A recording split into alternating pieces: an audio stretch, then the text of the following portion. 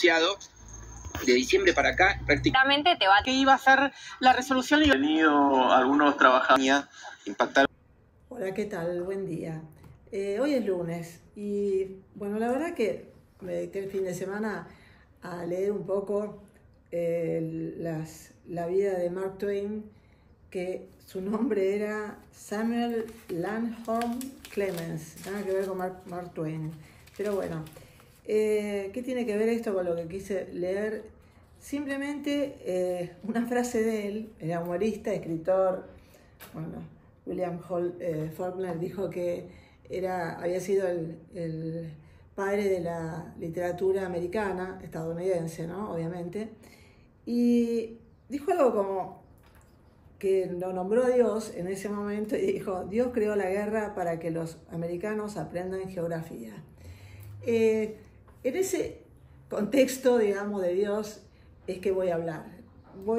No me imaginé nunca que decididamente iba a tener que hablar sobre una historia que creo que fue por demás contada, pero no sé si fue contada tan bien como, o por lo menos como yo la aprendí o me la enseñaron en un colegio de alemán y holandés que sí evangeliza y hace misiones en África. De hace 100 años, en este año que está en la Argentina, pero hace mucho más que viene teniendo una misión evangelizadora y silenciosa en África. Cuando yo vi el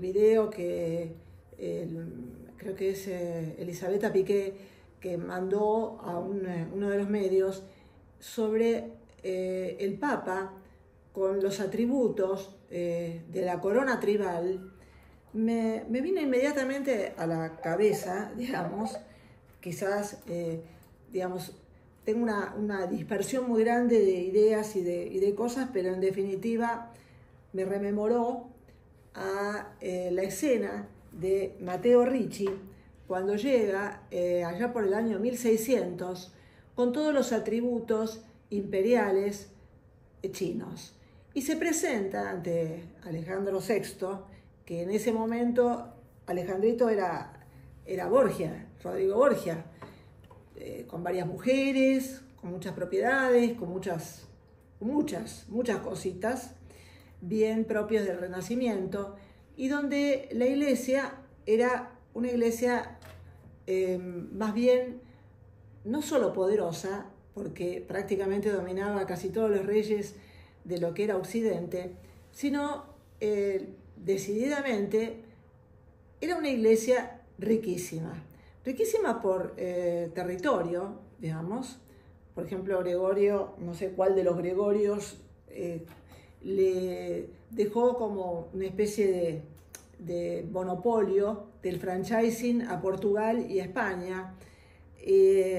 Decididamente era como un feudo más para otros reinos y demás. Obviamente, ¿qué producía? Que esos reinos se adhirieran o estuvieran aliados a las políticas de la religión católica. En ese momento no estaban en el Vaticano, pero bueno.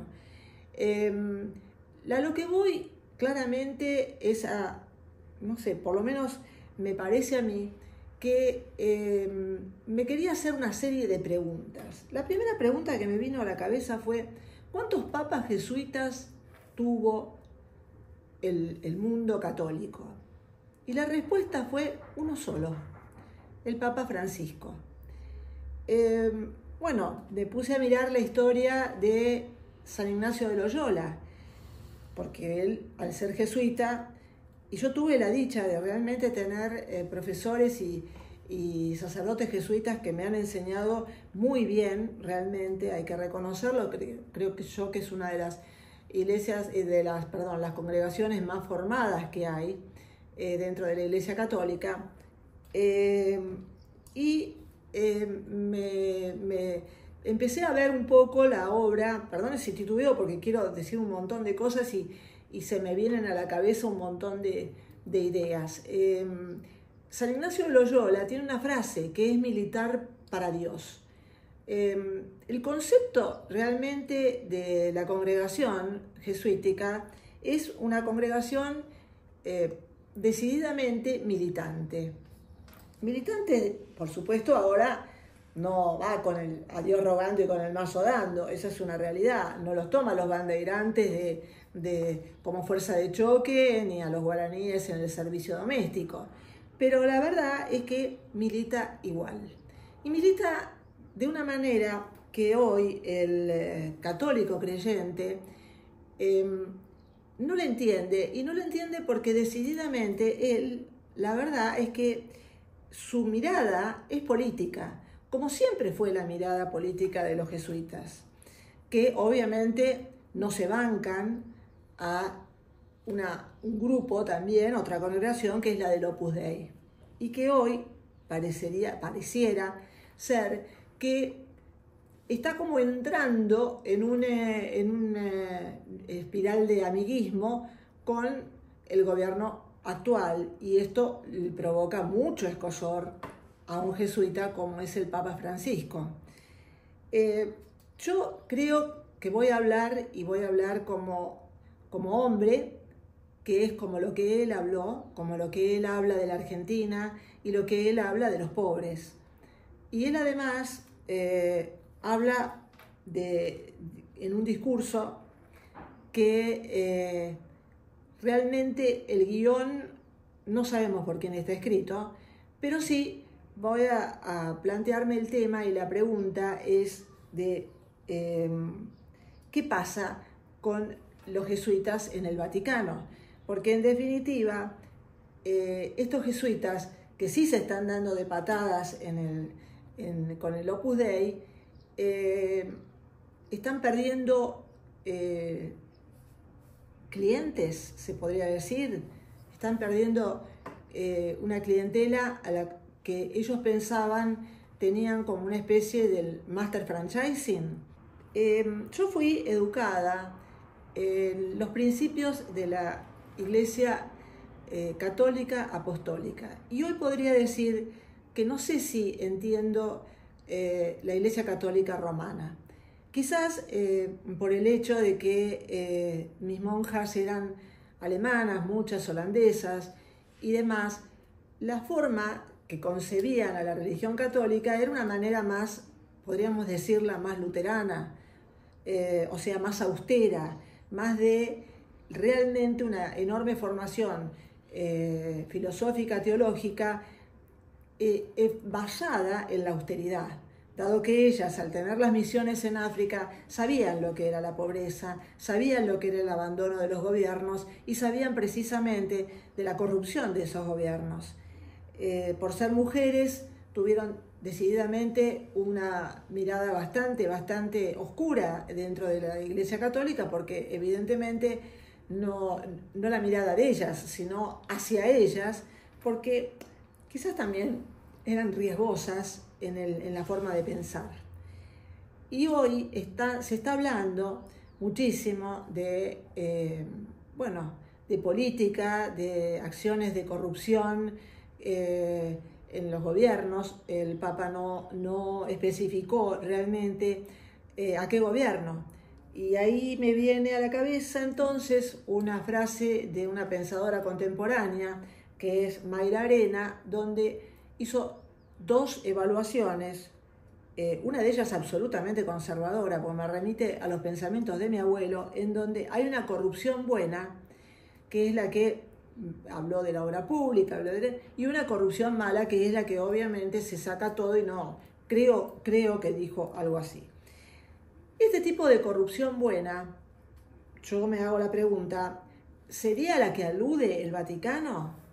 Cuando en su Banco Vaticano se invierte euros, dólares, no sé si yens o yuanes o lo que fuere, pero sí sé que, no sé cuál es el peso venezolano, ahora me acordé, los bolívares, quizá bueno, convertidos a dólares, porque, digamos, si una persona está ganando 1 o 2 bolívares por día, que no puede comprar siquiera ni una cebolla, bueno, digamos que lo va a convertir seguramente a dólares.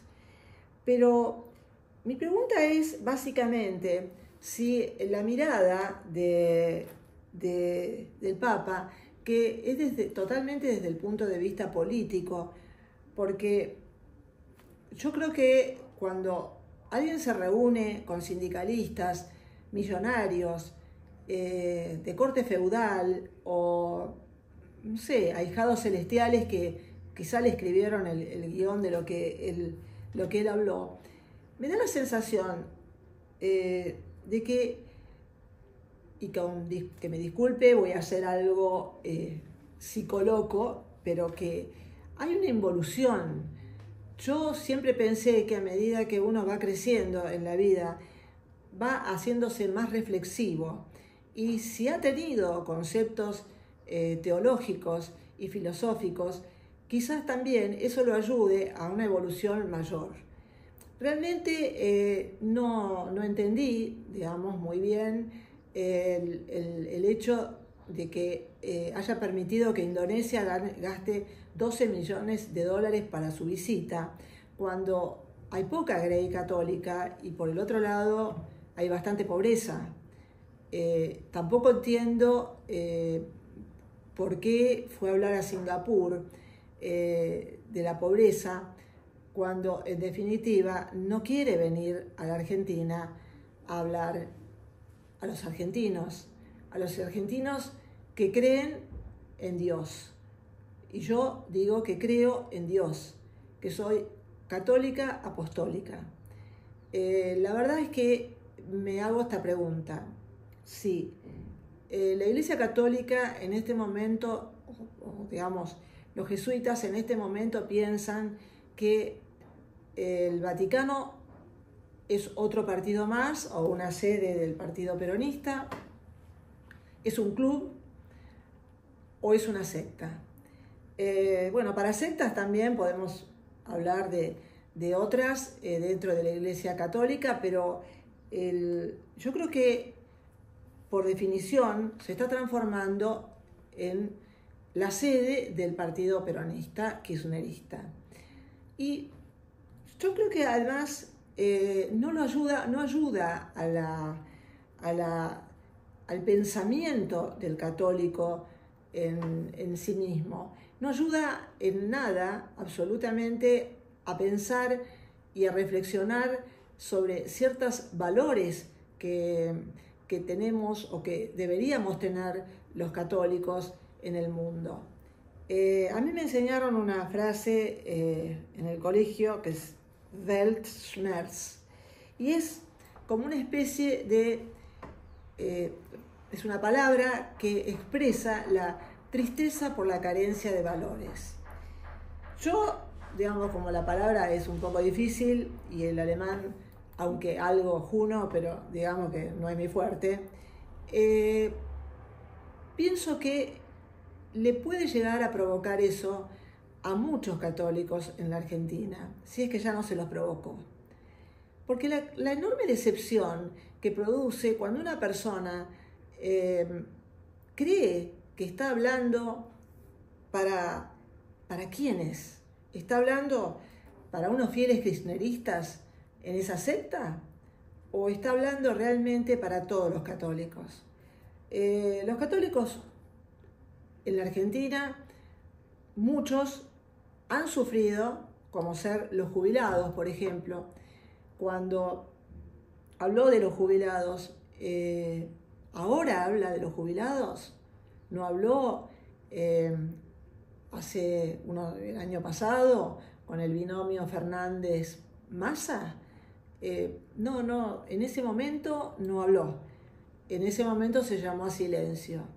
Y me da la sensación que también cuando habló del costo de los gases lacrimógenos, está entrando en un terreno muy complicado. En un terreno complicado porque decididamente yo no voy a hablar de las joyas y de las del oro del Vaticano, y que se habría que distribuirlo o cosas por el estilo, porque yo creo que son reliquias y que son decididamente objetos que pertenecen a la historia de la religión católica, aun cuando obviamente son multimillonarios, o sea, si uno los vendiera. Pero sí voy a hablar del Banco Vaticano, que sí tendría relaciones con diversas mafias, y me hago esta pregunta: ¿por qué el Banco Vaticano no adhirió a la reglamentación de la Unión Europea sobre el reporte de operación sospechosa, cuando un dictador invierte, dictador barra dictadora, invierte aquellos gobiernos corruptos barra corruptas invierten en el banco y decididamente no habla de ellos? Como no habla de la pobreza de Haití, no habla de los campamentos en Burma, que son, la gente es echada de su país, de su lugar de origen, porque decididamente profesa otra religión diferente a la de ese dictador. Bueno, lo que lo hablo con tristeza, porque nunca me hubiera imaginado tener que decir o hablar así, porque a mí me enseñaron desde muy chica a respetar ciertos signos, respetar los valores, pero yo no entro en una iglesia sin santiguarme, porque el respeto está en el valor de Dios, en el valor de lo que significa una creencia. Dios es ese amor a los valores que tenemos, es ese amor a ayudar y ser solidarios, a veces hasta siquiera con una oración hacia alguien que pueda estar enfermo. Pero a mí me da la impresión, y lo digo con toda la humildad posible, que Dios no está en estas diatribas políticas que vienen del Vaticano. Esas palabras no son sanadoras, y ciertamente no comparto las expresiones del diputado Eduardo Valdés, a quien entiendo que es una persona sumamente inteligente, está muy vinculada a lo que sería el partido político del Vaticano. Esas palabras no son sanadoras. Las palabras que se emiten desde el lado político aluden más a una confraternización partidaria.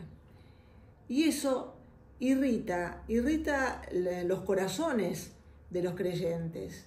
Esos creyentes que entienden que no es que hay un waiver para los pobres y que los ricos no tienen una entrada en el cielo solamente porque lo dice.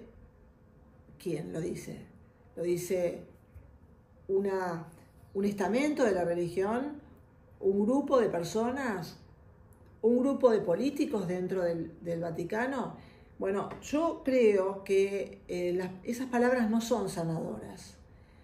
A mí siempre me llamó la atención en estos últimos años que muchos de los sacerdotes militaban en villas de emergencia y trataban de mimetizarse con el pobre, en vez de realmente, tratar de elevarlo al pobre. Porque uno hablando allí nosotros, comiéndonos la yeye y de todo lo demás, no llegamos a una persona. Tampoco hablemos de, la estructura fundamental, así, no, una retórica. Esas retóricas sinceramente no tienen sentido con la gran problemática de educación que hay en la Argentina. Pero la idea es elevar al pobre, tratar de mostrarle que puede haber un camino, y un camino que está dentro del trabajo, dentro de la perseverancia, dentro del estudio. esa historia de buscar el camino en el resentimiento, buscar el camino de la mentira y aceptar dádivas de políticos corruptos, no es el camino. Porque lo único que hace es confundir al creyente. Confundir a un creyente que sigue creyendo en Dios y que esa persona que le va a hablar con una sotana o con un clergyman, sinceramente es para ellos el representante de Dios. A mí me parece que la Iglesia está entendiendo de una manera equivocada. Ciertamente la Iglesia nunca fue amante del capitalismo. Y no fue amante del capitalismo por una realidad. Cuanto más preparados están los fieles, más logran entender el complejo sistema de manipulación religioso. Yo creo que una de las cosas que tengo que agradecerle a todas las monjas que me enseñaron a mí es que ellas, misionando en África, educaban a chicas, a mujeres. En la época, no estamos hablando ahora, estamos hablando de los 50, de los 40, de los 60, y quizás hoy también lo sigan haciendo.